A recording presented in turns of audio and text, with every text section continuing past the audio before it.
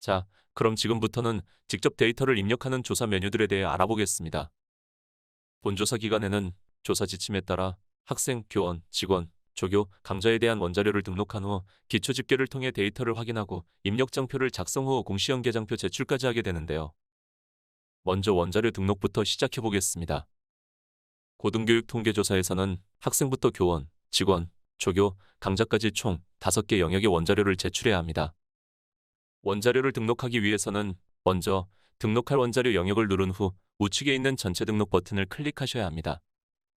전체 등록 버튼을 클릭하면 보시는 것과 같은 화면이 뜨게 되는데 여기서 서식 다운을 클릭해서 서식을 다운받으신 후 서식에 등록할 원자료를 항목별로 입력한 뒤 파일 등록 버튼을 통해 원자료 파일을 등록하시면 됩니다.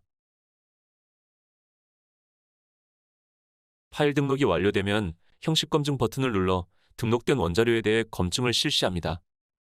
형식 검증이란 입력한 조사 데이터의 오류를 방지하기 위해 수행하는 기본적인 검증 절차를 뜻하는데요.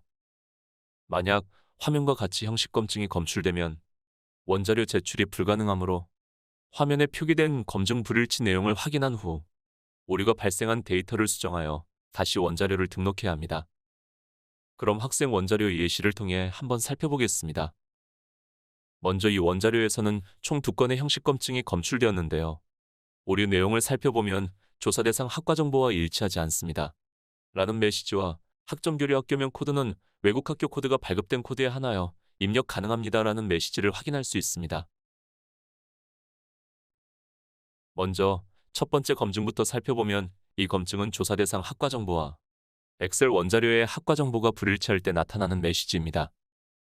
오류 해결을 위해 등록한 원자료 파일을 열고 검출된 학생의 이름과 구분번호를 확인합니다. 이 학생은 경영학부 학생이네요. 경영학부의 학과 정보를 조회해보면 단과대학 코드가 입력된 360이 아닌 364 코드임을 확인할 수 있습니다. 따라서 정확한 정보로 데이터를 수정해 주시면 됩니다. 다음 오류를 살펴볼까요? 두 번째 오류는 학점교류 국가코드 세 자리와 학점교류 학교명 코드 앞 세 자리는 일치해야 합니다.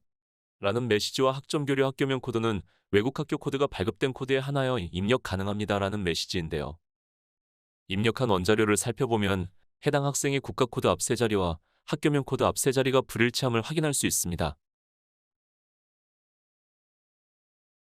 외국 학교 코드의 앞 세 자리는 국가코드로 시작하기 때문에 해당 코드는 우선 정확하지 않은 정보임이 확인되었습니다.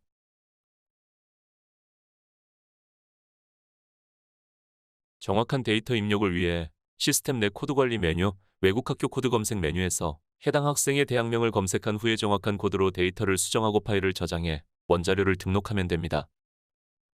그럼 다시 원자료 등록 메뉴로 돌아가 볼까요?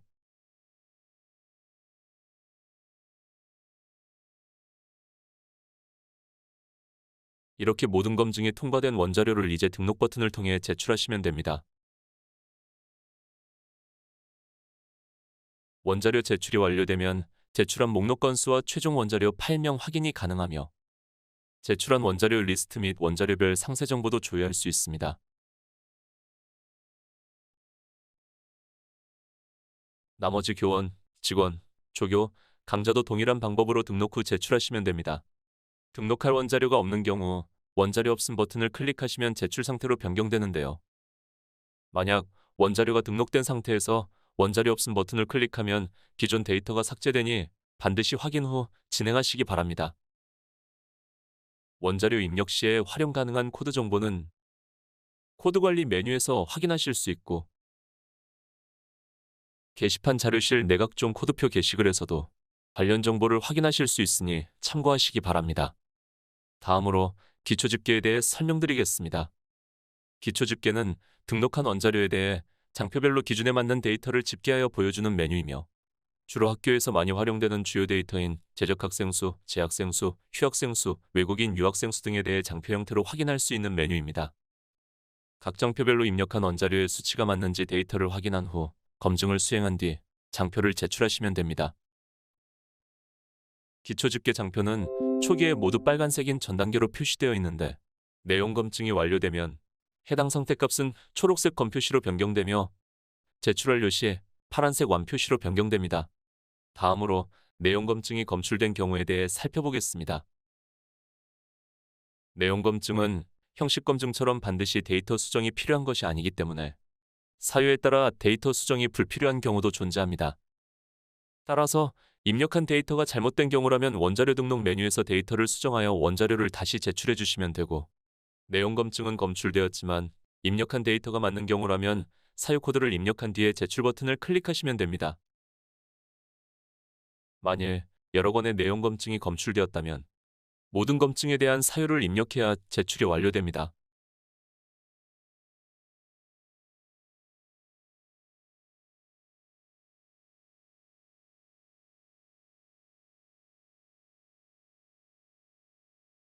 일부 검증 사유가 누락되면 화면에서 보시는 것과 같은 안내 메시지가 뜨므로 제출 시 유의하시기 바랍니다.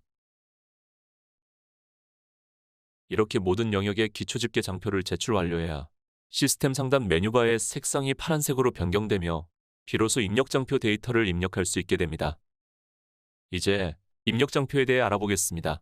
입력장표는 원자료로 입력이 불가능한 데이터를 별도의 장표로 입력하여 제출하는 장표인데요. 앞서 말씀드렸다시피 입력장표를 제출하기 위해서는 기초집계 메뉴가 모두 제출되어야 합니다.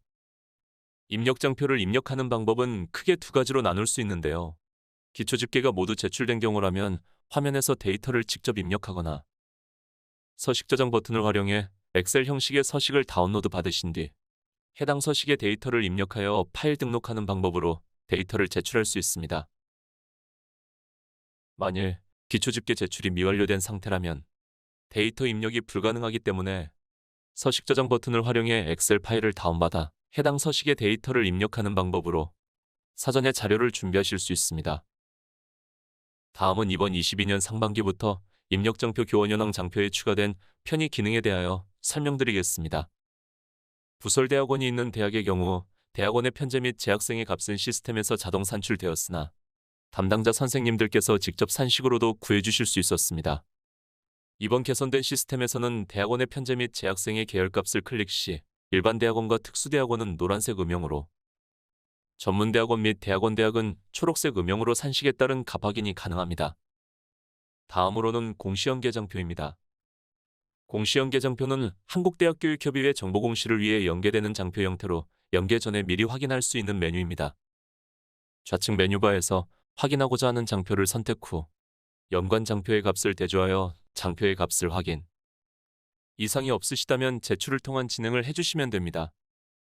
만약 장표값에 이상이 있다면 연계되는 장표를 재확인 후 연계 장표가 이번 상반기 업로드된 원자료에 영향받는 장표라면 원자료 수정을 통하여 정확한 집계값으로 데이터 확인 후 제출을 해주시면 됩니다. 다음으로 조사를 진행하시면서 유용하게 사용하실 수 있는 기초검증 메뉴에 대해 설명드리겠습니다. 기초검증 메뉴는 조사 혹은 검증 기관에 학교 담당자가 입력한 데이터에 대해 자체적으로 검증할 수 있는 기능인데요.